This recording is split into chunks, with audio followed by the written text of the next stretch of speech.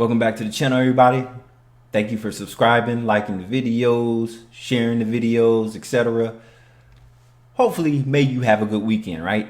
But then, when you live in places in the LA area, cities like Studio City, where the homeless run the neighborhood, and there's not nothing you or the police will do about it.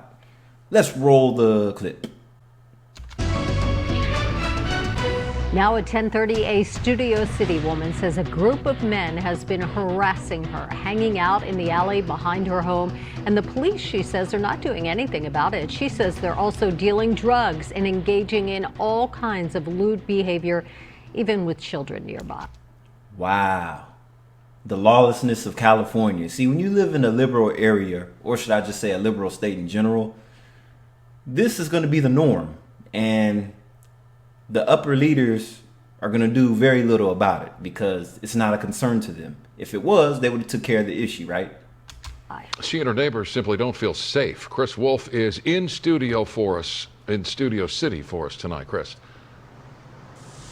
Yeah, thanks, Micah and Sandy. People I spoke with this evening say that they are just fed up and frustrated with the homeless situation right outside their apartment building. And now they feel trapped and helpless because they tell me they're getting no solid responses from government leaders or law enforcement officials. Public nudity, flashing, sex, drug use, lewd gestures, and obscene, threatening language directed at young women. You see how close he was to that car? He had no business being close to somebody's personal property in the parking garage that he does not live in. But then again, you can't really say anything to these people because it's a public area, especially when you're out on the street. You can't really tell them to just shoo off because they have every right to be on the street just like you, walking past them.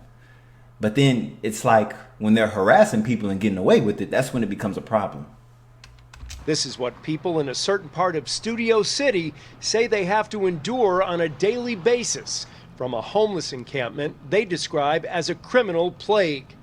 Marin Landry lives in an apartment building along Bluffside Drive near bustling Ventura Boulevard. She explains her unit and...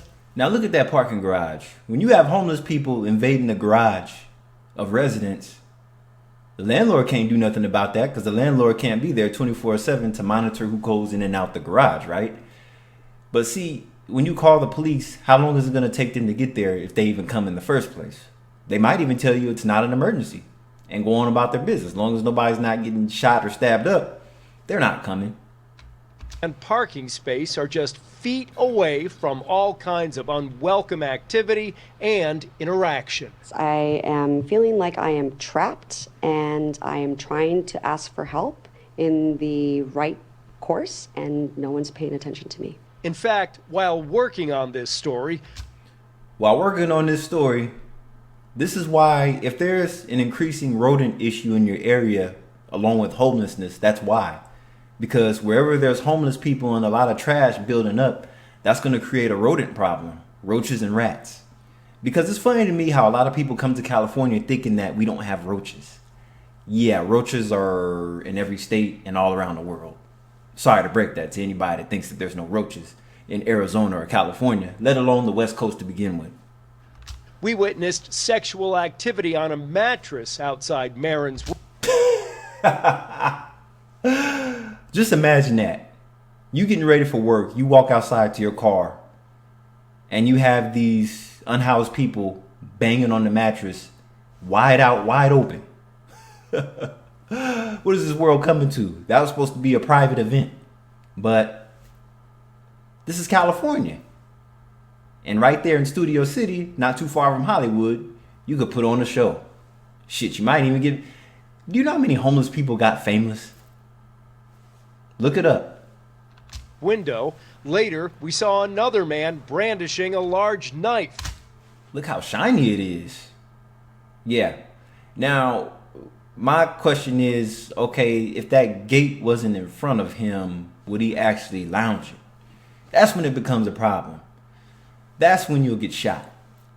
So, you know, I still have siblings in Compton, so if you're walking around like this in Compton, you're going to get shot. right away. Marin tells us she's not the only victim of harassment, but joins several other young women Look how thick she is. I'm sorry, you guys. with horror I'm trying to catch the right pivot. That's all I seen, junk in the trunk when she crossed the street. stories. A lot of just very indecent things, what they want to do to our bodies, what they think of our outfits. And it's not like, oh, you look good today. Hey, sexy, come here.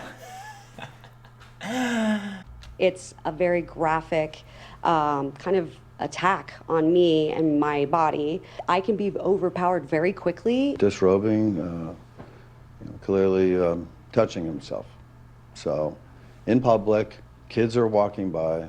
Neighbor Chris doesn't want to give his last name, but says he and his wife now try to avoid the alley at all costs. He recently called for help after a young woman at the encampment started screaming, covered in blood. Whoa. That's a murder scene. So you never know what a homeless encampment will do to a neighborhood. We all know it creates trash like this right here.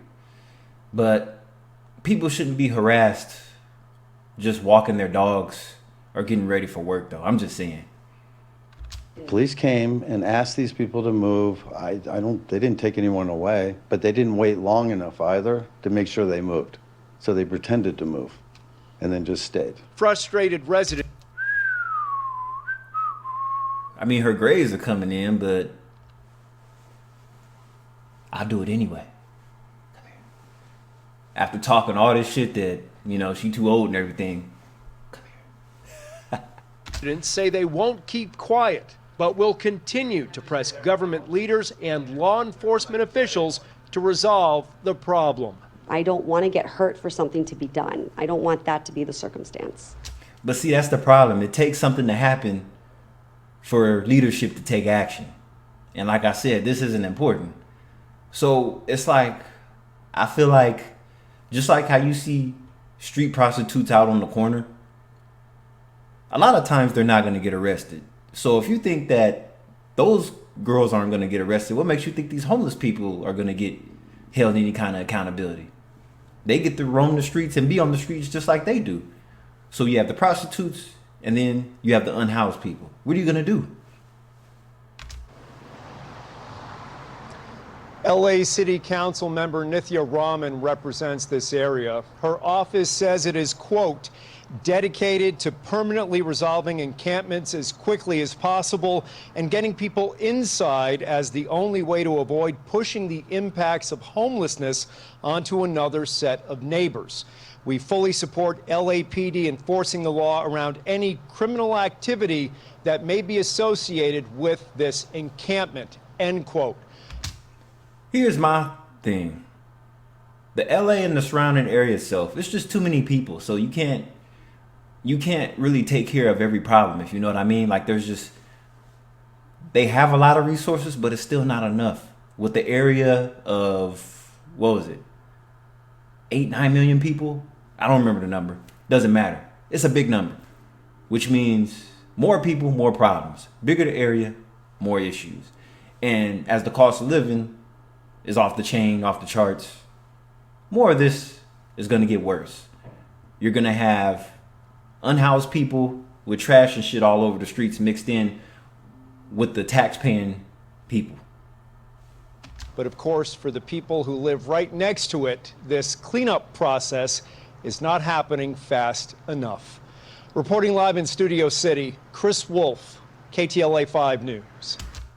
Yeah, you're going to see more secluded areas like the beach with more homeless people over there. The good thing about California is it's not the most terrible place to be homeless because it's a liberal state and we have the best weather. There's a less chance of you freezing to death overnight, but then it still is happening though. Wait till January. January is usually the coldest month everywhere in the United States. Now, California still has freeze warnings every now and then, but if you live in places like LA and San Diego, you're more likely to survive a winter versus far up north to where the weather is more brutal. Anyway, I'll catch you in the next video. This is Kyle DeVale. Goodbye.